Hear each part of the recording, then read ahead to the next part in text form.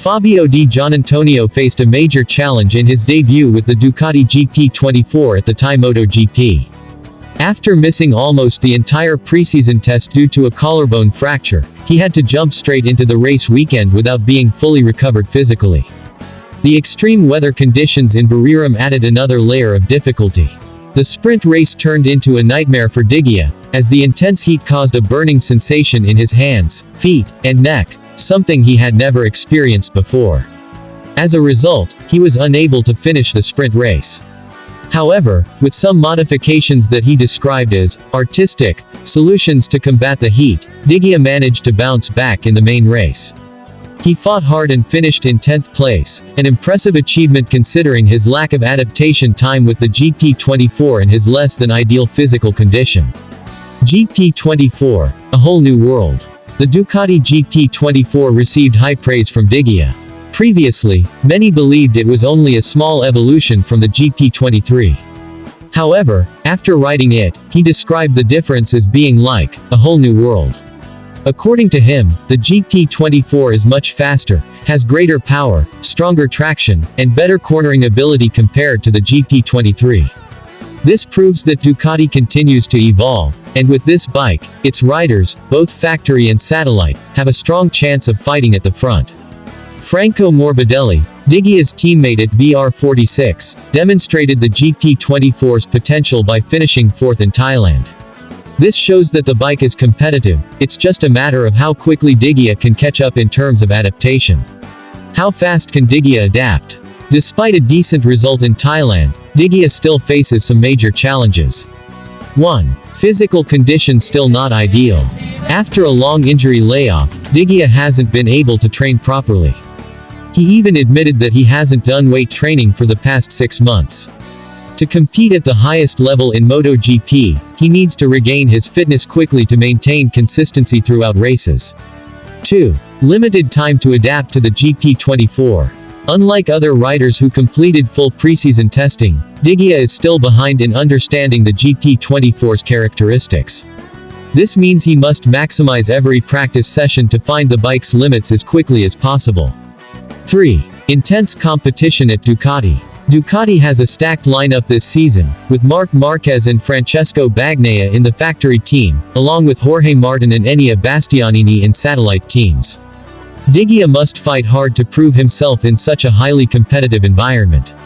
Can MotoGP Argentina be his breakthrough? After Thailand, the next race is the Argentine Grand Prix at Termas de Rio Hondo. This track has a different character compared to Buriram, featuring fast corners and a mix of hard braking zones that demand bike stability. For Diggia, Argentina could be a great opportunity to show progress, especially because milder weather right-pointing aero extreme heat like in Thailand may not be a major issue. Flowing circuit layout right-pointing aero could help reduce the physical strain he felt in Buriram.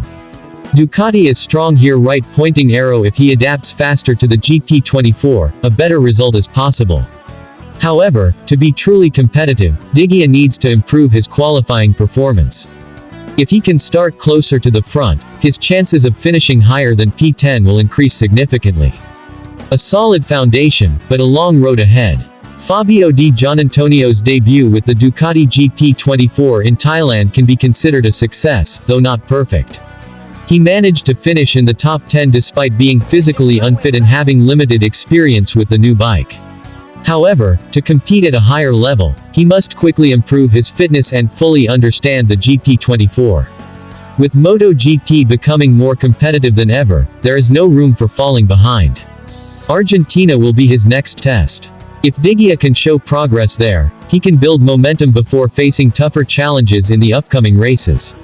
Will he be able to deliver a stronger performance? All eyes will be on him at Termas de Rio Hondo.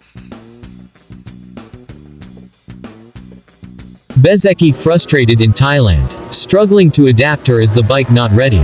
The Thai Grand Prix brought plenty of surprises, one of which was Ogura's incredible debut with Trackhouse Racing. However, another major talking point was Marco Bezzecchi, who raced the Aprilia for the first time in an official MotoGP event. Bezzecchi finished in 6th place, which might look decent on paper for a rider new to the bike. But looking deeper, there are many question marks. Why is he still struggling to adapt when the 2025 Aprilia RSGP is considered one of the most competitive bikes on the grid? Ogura's performance, a blow to Bezzecchi. Perhaps the biggest shock was Ogura, who is a rookie, outperforming expectations. He finished in the top 5, making him the best debutant in MotoGP since Marc Marquez in 2013. Meanwhile, Bezzecchi struggled even to overtake riders like Raul Fernandez and Jack Miller. Ogura proved that the Trackhouse Aprilia bike is not only competitive but can also be ridden effectively by someone completely new to MotoGP. So, is the issue with the bike, or is it Bezzecchi himself? Bezzecchi's struggles, adaptation or lack of confidence. Bezzecchi voiced several complaints after the race. He struggled in qualifying and couldn't extract the maximum in time attacks. He also mentioned that being stuck behind Raul Fernandez caused his bike to overheat, with warning lights flashing on his dashboard throughout the race. But isn't this something every rider faces? Is this just an excuse? If the Aprilia has truly improved over the winter, why does Bezzecchi still feel stuck? Aprilia's performance, a stronger bike, are still inconsistent. Maverick Viñales won in the United States, but Aprilia's results throughout the season remain inconsistent.